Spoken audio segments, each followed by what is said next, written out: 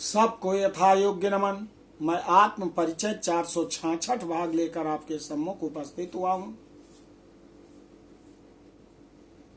पंचदश 15वां अध्याय देवी भागवत महापुराण में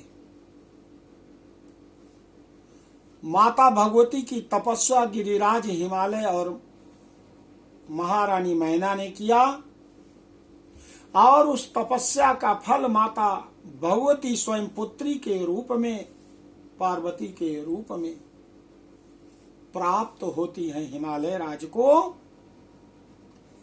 आइए श्लोक संख्या 13 से हम लोग सुनते हैं सर्वप्रथम शंख ध्वनि।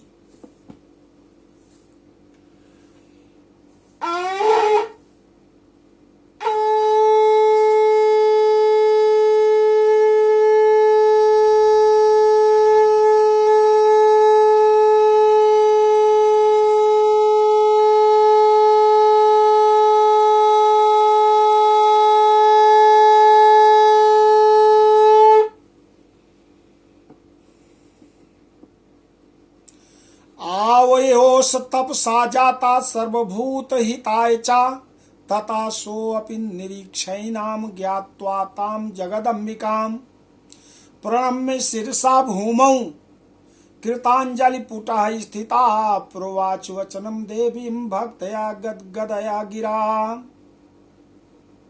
हिमालय वाच का तुम मातर्विशालाक्ष चित्तरूपा सुलक्षणा न जाने त्वाम अहम वत्से यथावत कथयस्व माम। श्रीदेव्युवाच जानीहि माम पराम शक्तिं महेश्वर कृताश्रयाम शाश्वतैश्वर्ये विज्ञानमूर्तिर्सर्वप्रवर्तिकाम ब्रह्मा विष्णु महेशादि जननीं सर्वमुक्तिदां सृष्टि स्थिति विनाशानां विधात्रीं जगद अंबिकाम् अहं सर्व अंतरस्था च संसार आर्णव तारिणी नित्यानंदमयी नित्या ब्रह्म रूपेश्वरीति च।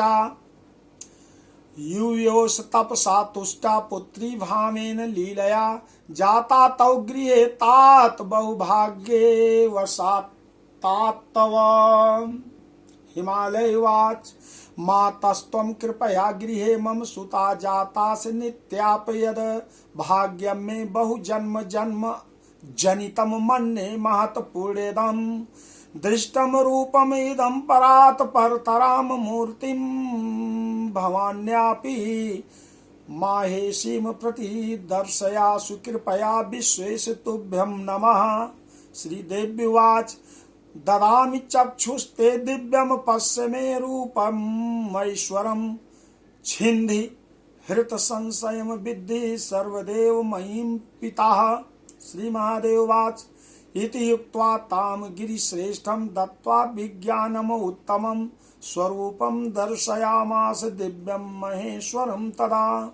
शशिकोटि प्रभाम चारु चंद्रार्ध शेखरम त्रिशूलवरहस्तं च जटा मंडितमस्तकाम।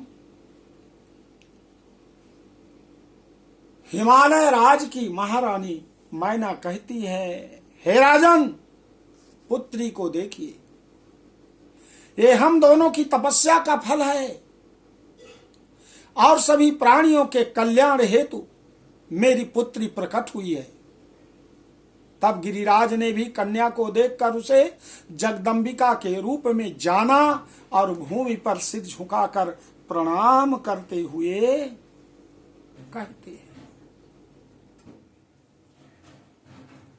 कहते हैं, हे माता विशालाक्षी, इस विलक्षण विचित्र रूप में आप कौन हैं?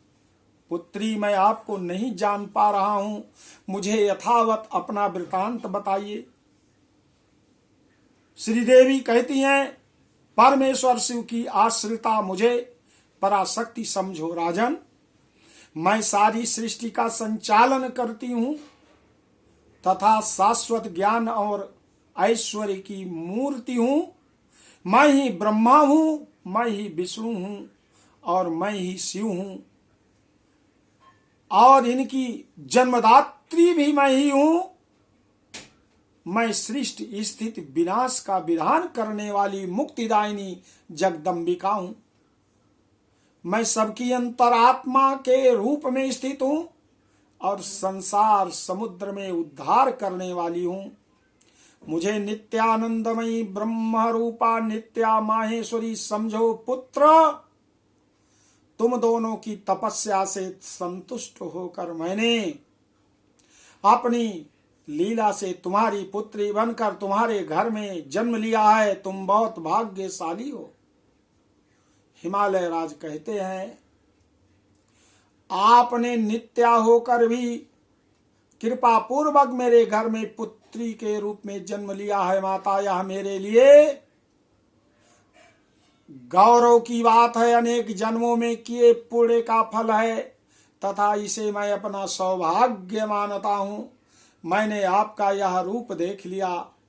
अब आप परात्पर भगवती का दिव्य शिवप्रिया रूप मुझे कृपा करके शीघ्र ही दिखाइए। हे माता, आपको नमस्कार करता हूं।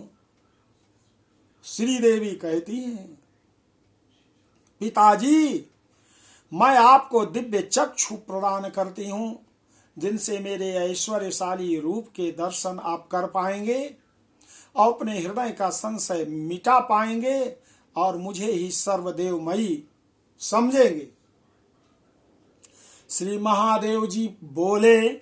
ऐसा कहकर गिरिराज हिमवान को दिव्य दृष्टि प्रदान कर जगदम्बा ने अपने अलौकिक माहेश्वर स्वरूप के दर्शन कराए। उनका ये ज्योतिर्मय रूप करोड़ों चंद्रमाओं की प्रभा से युक्त था।